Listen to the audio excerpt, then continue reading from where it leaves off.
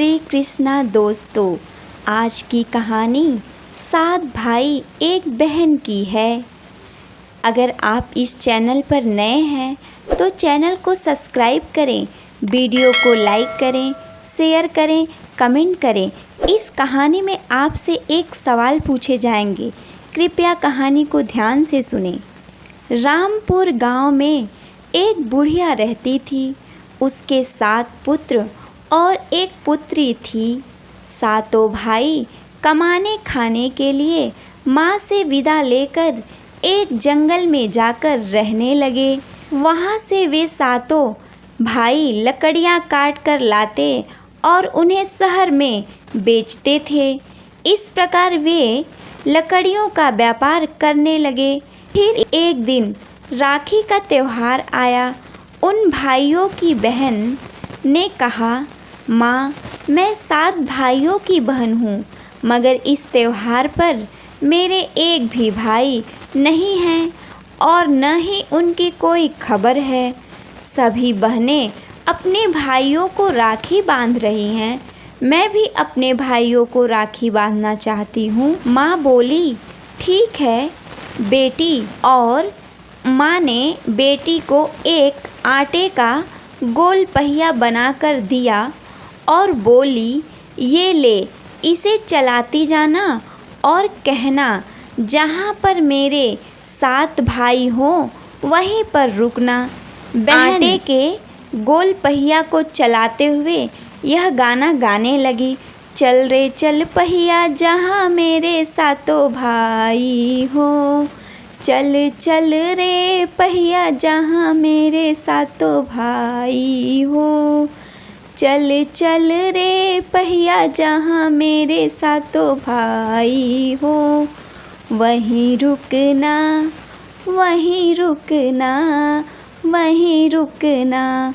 इस प्रकार माँ से विदा लेकर वह लड़की चल पड़ी। उस पहिए को चलाती जाती और यही गीत गाती जाती।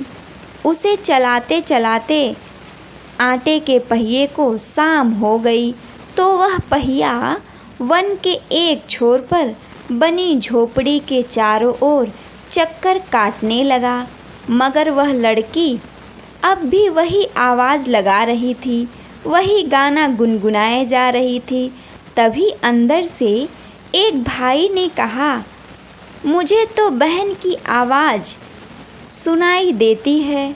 तब दूसरा बोला, हमारी बहन यहाँ कैसे आएगी, उसे तो रास्ता भी नहीं मालूम।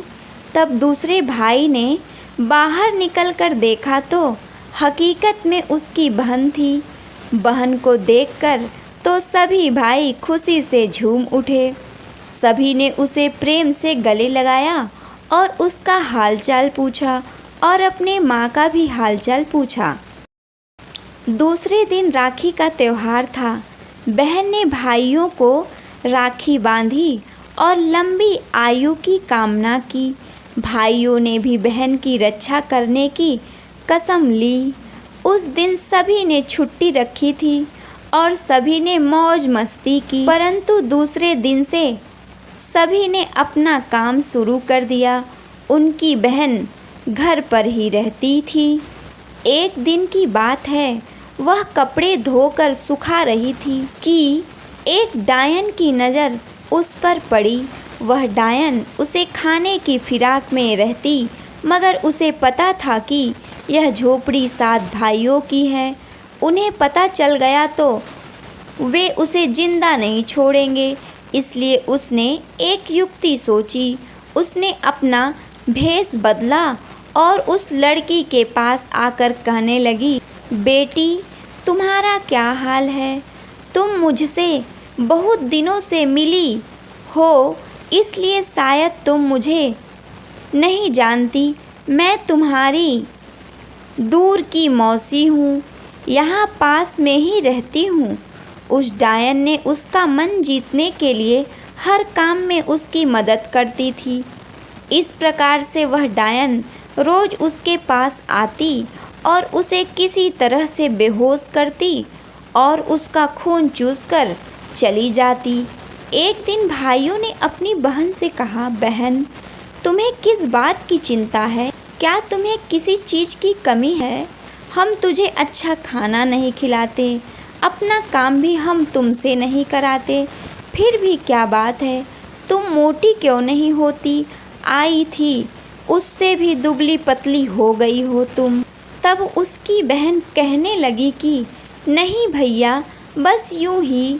नहीं बहन, तुम हमें बताओ क्या बात है? तब बहन कहने लगी, जब तुम यहाँ से चले जाते हो तो यहाँ पर एक औरत आती है और कहती है कि मैं तुम्हारी मौसी हूँ और न जाने मुझे क्या हो जाता है और मैं सो जाती हूँ। सोकर उठती हूँ तो वह यहाँ से चली जाती है। यह सुनकर भाई कहने लगा कि वह तो डायन है, वह हमारी बहन का खून चूसने के लिए इसे बेहोश करती है। ऐसा करते हैं, हम कल छुट्टी करके उस डायन का काम तमाम कर देते हैं और बहन, उसे हमारा पता नहीं चलना चाहिए कि हम यहाँ पर हैं। दूसरे दिन सभी घर के अंदर एक कोने में छुप गए। सुबह जब डायन आई तो उसने उस लड़की से कहा कि क्या तुम्हारे सभी भाई बाहर गए हैं? तो बहन बोली, हाँ मौसी, आओ, आज मैं अपना बाल धोई हूँ, तुम मेरी चोटी कर देना। डायन के लिए यह कोई छोटी बात नहीं थी। उसने जल्दी ही उसका सिर धोया और चोटी करने के लिए उसे अंदर ले गई।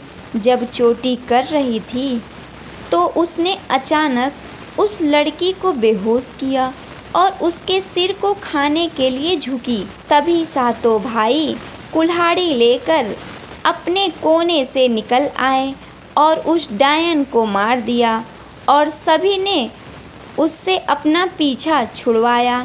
फिर सभी उस जगह को छोड़कर वापस अपने घर आ गए। अगर आप भी अपनी बहन से इतना प्यार करते हो और उनका सम्मान करते हो तो चैनल को सब्सक्राइब करें। और आपसे यह क्वेश्चन पूछा जा रहा है कि माँ ने किस चीज़ का पहिया बनाकर अपने बेटी को दिया था? अगर आपको उत्तर पता है तो कमेंट करें।